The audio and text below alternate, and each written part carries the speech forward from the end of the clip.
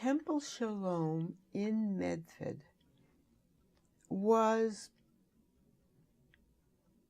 it was small, I would say. And when we moved, I didn't go to Hebrew school. I went to Sunday school.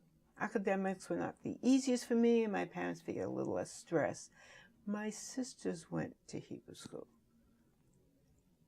And this was early 50s, and it was just starting to become the custom for girls to be bat mitzvah. And so Temple Shalom was following, and it happened that it was my class that were to be the first bat mitzvah. And looking back at it,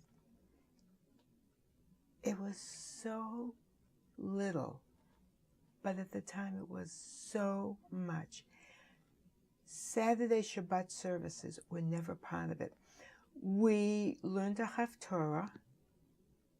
We learned the Aleinu and some of the other prayers, and it was Friday night.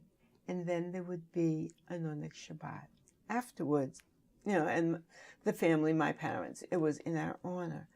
My grandparents in Chelsea couldn't come because they were Shomer Shabbat.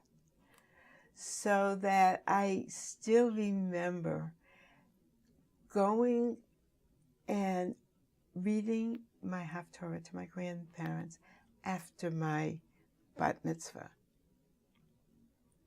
And I always felt so special that I had a bat mitzvah.